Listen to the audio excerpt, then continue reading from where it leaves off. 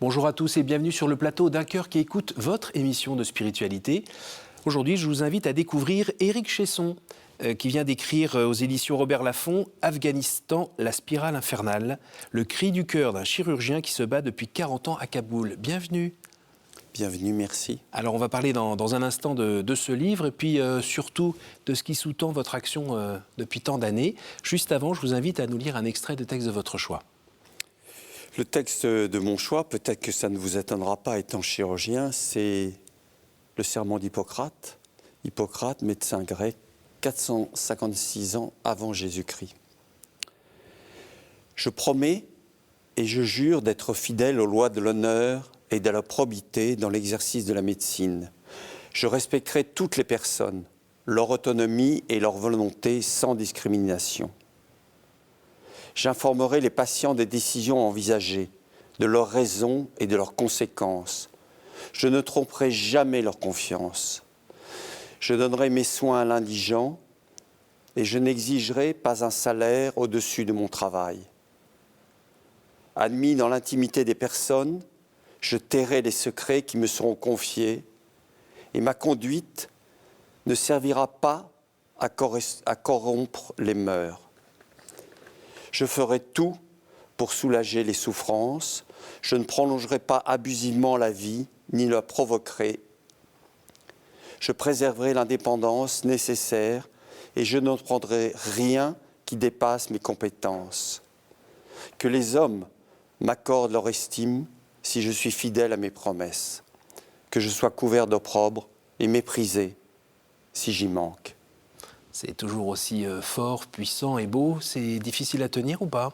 C'est en effet difficile à tenir parce que on se souvient d'une ou deux lignes de ce serment d'Hippocrate, mais dans son intégralité, c'est difficile, il peut y avoir des manquements. Et je pense que c'est très important, on le lit le jour de notre thèse, mais peut-être qu'on devrait le lire ou le relire une fois par an pour s'imprégner de ce qui fait, je dirais, la colonne vertébrale de notre métier. Et ce serment d'Hippocrate est universel. Pourquoi vous avez choisi spécifiquement ce texte aujourd'hui? Parce que je pense qu'il fait, me concernant, il fait probablement le lien entre ma vie professionnelle et ce que j'appelle, c'est difficile de parler de ça, mais sa spiritualité ou son jardin secret. Et je trouve que c'est quelque chose dont j'ai le besoin, d'autant plus que j'ai toujours eu besoin de faire un métier où il y a cette notion de morale, d'être tourné vers l'autre. Alors, on vous connaît quand même plutôt comme un homme d'action. S'il fallait vous mettre une étiquette, on mettrait French Doctor. Vous êtes un petit peu avec toute cette équipée des Deloche, Kouchner et compagnie qui, à travers le monde, ont essayé de venir en aide auprès des gens qui en avaient vraiment besoin. Aujourd'hui, vous travaillez dans une association qui est présente dans 26 pays dans le monde. 28 pays. 28 pays. Pouvez-vous nous en dire un petit mot? Oui, la chaîne de l'espoir, c'est un concept extrêmement simple. C'est lutter contre l'inégalité du lieu de naissance. Selon que vous êtes né à Paris, à Lomé ou à Bamako, je vous assure que votre destinée est différente. Et que nous sommes dans un pays qui est critiqué, critiquable, et je le conçois. Mais c'est un îlot de bonheur, certains le qualifient de paradis, prennent des risques insensés pour venir jusqu'à la France, parce que nous avons un système social, un système de protection, un système de santé, bien entendu imparfait, mais extraordinaire. Et moi, j'ai toujours dit que je voudrais faire une autre association pour protéger notre bien commun, qui est la sécurité sociale. Il y a peu d'idées aussi belles qui sont en application dans notre quotidien, sur lesquelles il y a des imperfections. mais je crois que dans le monde entier, on nous l'envie. Donc respectons-la et arrêtons plainte et complainte parfois. Et lorsque quelqu'un est opéré à cœur ouvert et qu'on lui demande simplement le ticket modérateur de 60 €, il serait aux États-Unis ou dans bien d'autres pays, ce serait 40, 50, 80 000 €. Alors vous parlez d'opération du cœur, ça nous ramène à ce livre qui est un mélange, je trouve, un peu de livres de géopolitique, de plongée sur le terrain, de grands reportages au long cours et en même temps de portraits de gens courageux dans un pays qui a peut-être connu une parenthèse de 20 ans. 20 ans. 20 ans je ne sais pas si on peut parler de tranquillité, mais de retour peut-être à la normale, avec une période très dure avant et qui est repartie là avec la présence des talibans, qui notamment empêchent les jeunes filles, comme entre guillemets l'héroïne du livre, de pouvoir faire des études par exemple. Oui, tout à fait. L'Afghanistan, c'est un peu le cumul des malheurs. Les talibans sont venus une première fois, c'est ce que j'appelle les talibans phase 1. 1996-2001, le 11 septembre et l'intervention des Américains, et ensuite 20 ans, 2001, 15 août 2021, je ne dirais pas le bonheur, non, mais l'accès, d'abord disparition des burqas, les hommes peuvent se raser, et cet accès à l'information, à une certaine liberté, à une normalisation de leur vie. Et le drame total, le 15 août 2021, le retour des talibans avec ces images de panique abominables. Pourquoi ? Parce qu'ils avaient déjà connu les talibans. Et vous savez, au début, on a dit ils ne sont pas pareils. Oui. Et on a inventé des mots, on a dit ils vont être inclusifs, il y aura la participation des femmes, etc. Et on s'aperçoit que non seulement ce n'est pas le cas, mais chaque mois qui passe, de nouveaux décrets arrivent et qui serrent la vis toujours un petit peu plus. Et qui aboutissent quasiment, le mot est brutal, mais à un féminicide social, puisque les femmes ne peuvent plus travailler, ne peuvent plus aller au journal public, ne peuvent plus aller au bain public, ne peuvent plus voyager, ne peuvent plus... et il y a eu le dernier décret, le 22 décembre de l'année dernière, où on leur interdit de travailler dans les ONG étant celles qui fournissent l'aide, et qu'elle soit alimentaire, éducative ou sanitaire. Alors vous êtes, je disais, un homme d'action, un homme d'engagement depuis de nombreuses années. Quel est votre ressort intérieur spirituel ?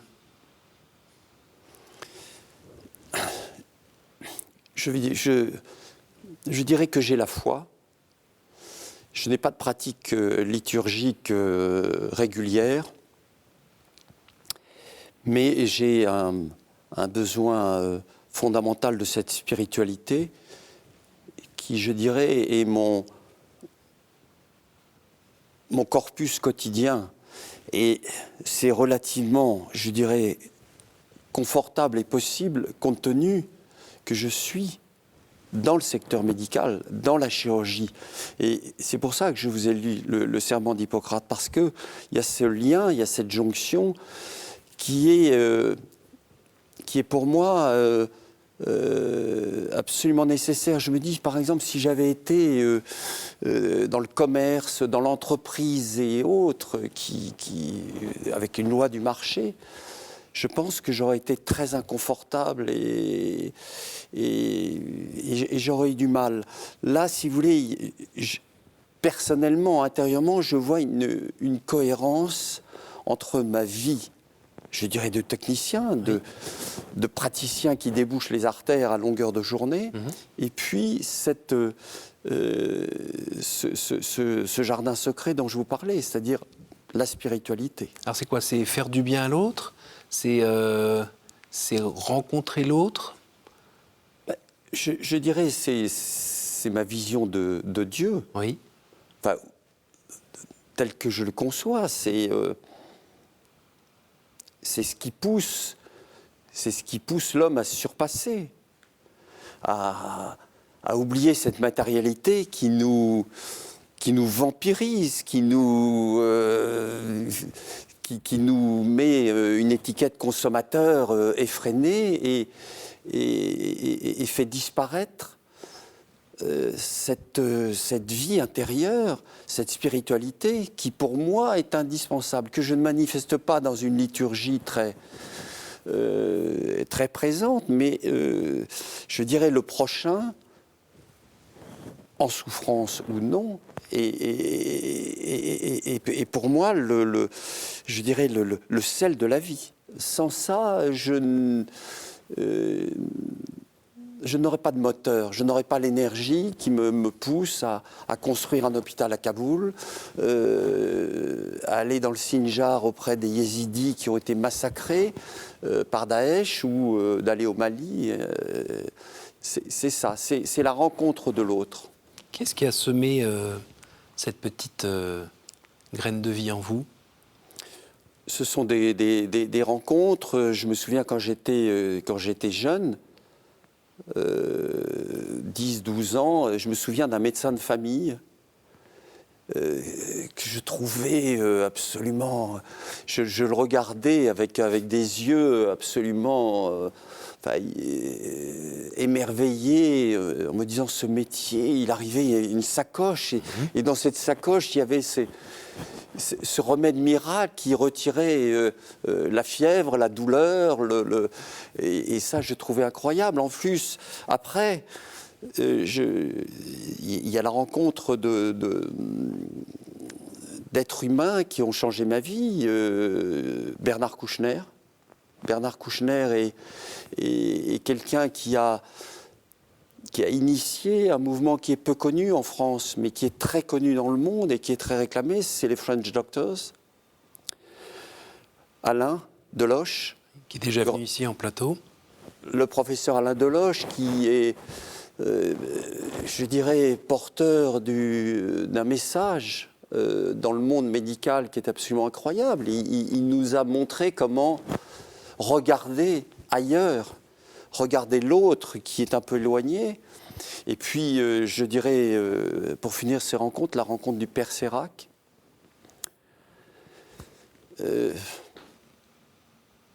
Alors vous savez, je cherche les mots parce que l'admiration est telle devant cet homme jésuite, avec cet orphelinat de 30 à 40 000 enfants en Inde, qui était présent avec nous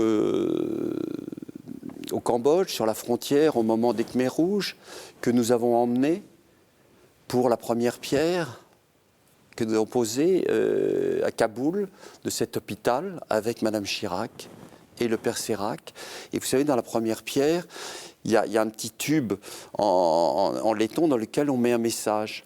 Et lui a écrit « Sauver un enfant, c'est sauver le monde ». Vous parlez du Père Sérac. Est-ce qu'il vous a permis de grandir un peu dans votre vie de foi, dans votre relation à Dieu? Je pense parce que parler, échanger avec le Père Sérac, il vous emmène instantanément dans l'autre. Il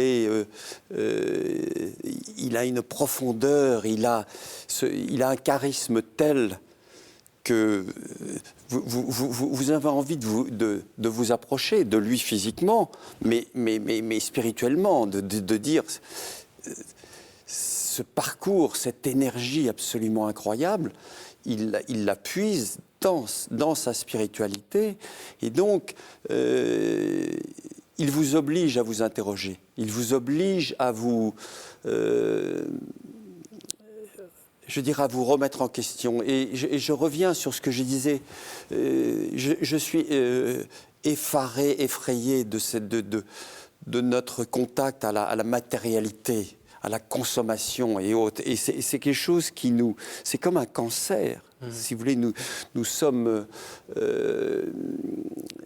emmenés dans le toujours plus. Oui. Et Toujours plus dans la matière, pas toujours plus Oui, dans le exactement. spirituel, Et pas toujours alors plus dans la charité. le père Sérac, je dirais, dépouille tout ça. Et on arrive presque au joyau, si vous voulez, au cœur atomique de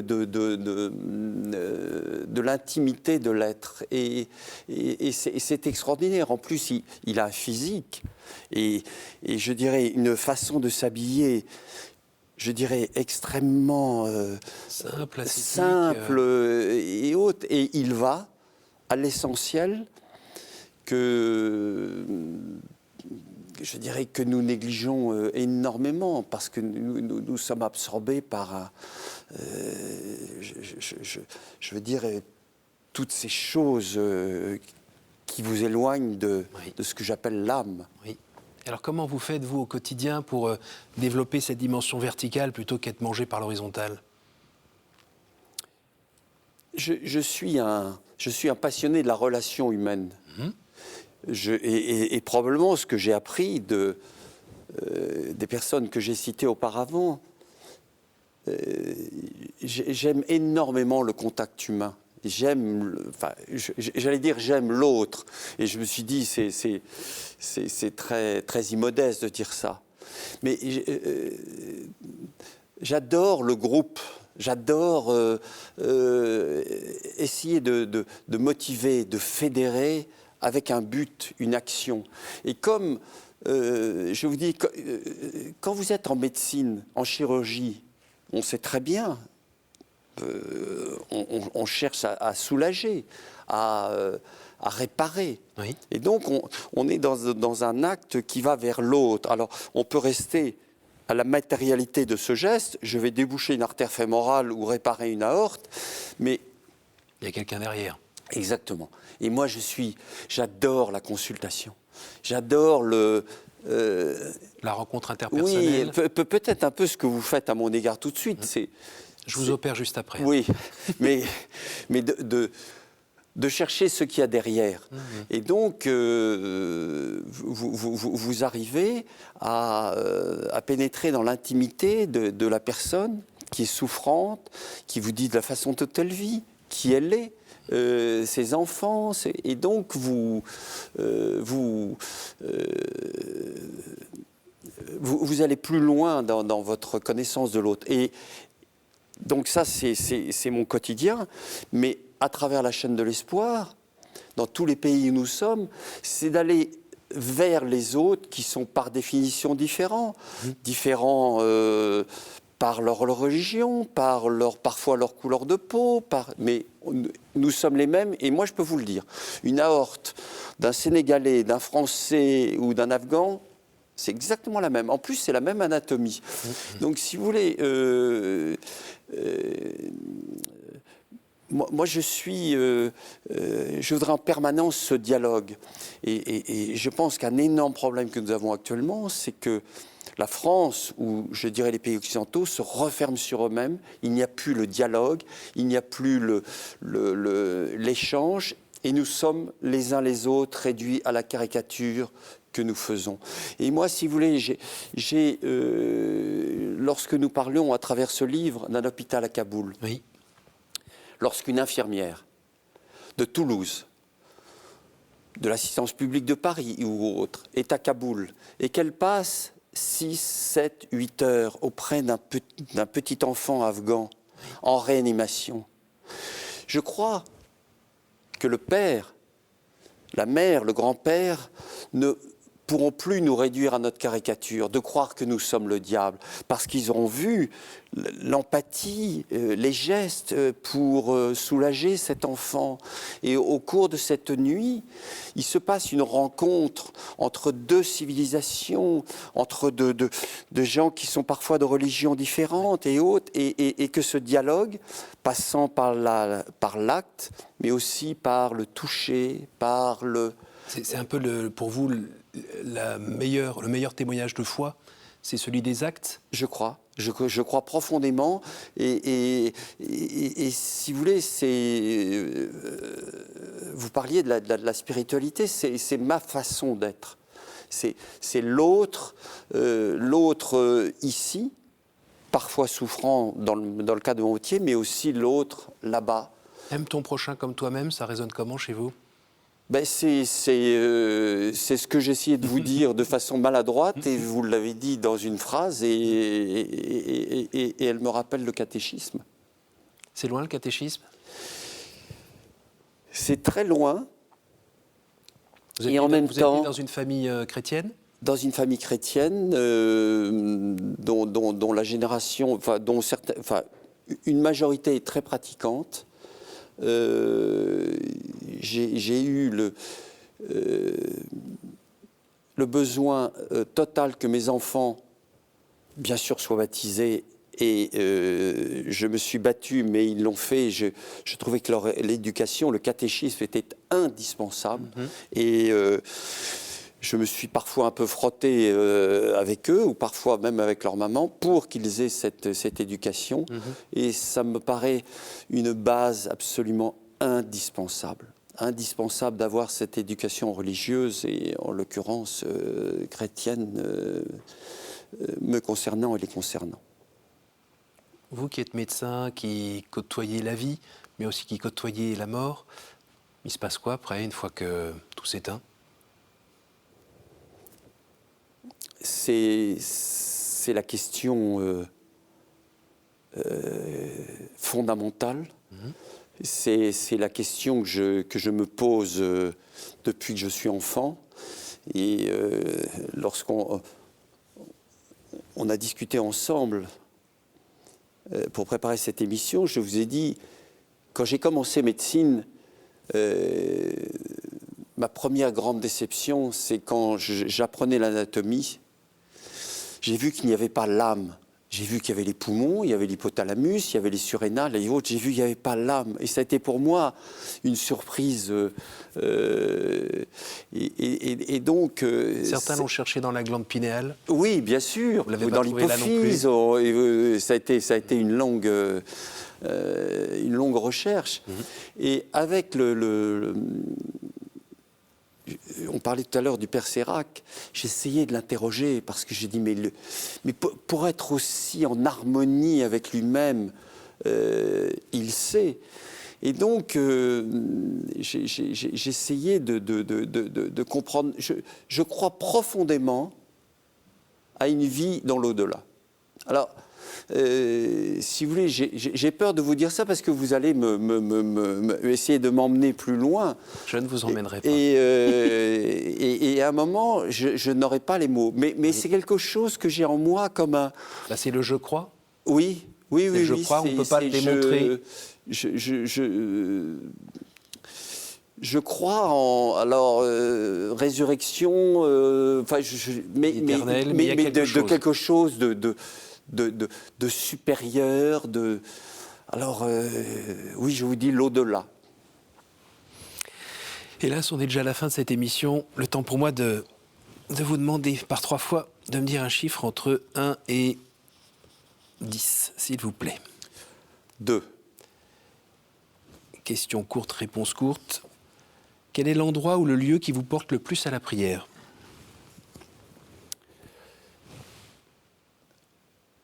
C'est un endroit qui va évoquer pour certains le fruit défendu, qui est le vin, c'est Chirouble. Une deuxième? 6. Quelle est votre prière préférée? Le Notre Père. Le Notre Père qui est et peut-être la prière de contrition. Mon Dieu, j'ai un très grand regret de vous avoir offensé. Parce que vous êtes infiniment bon, alors là. Infiniment aimable. Et donc, voilà, Notre Père, je vous salue Marie, et l'acte de contrition. Une dernière? 4. Quelle est la pire idée fausse que l'on se fait sur Dieu, selon vous? C'est le pardon, la miséricorde pour tout. Je pense qu'il y a des actes qui sont impardonnables et qui restent, et notamment tout ce qui correspond à l'atteinte à la vie.